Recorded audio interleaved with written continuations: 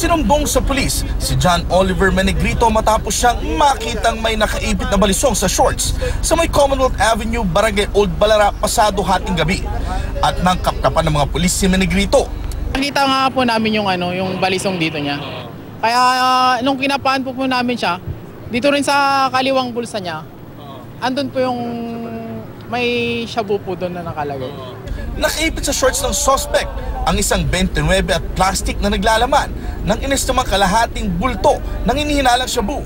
Paliwanag ni Menegrito sa pagdadala ng balisong. Sabi niya pang self-defense lang daw yung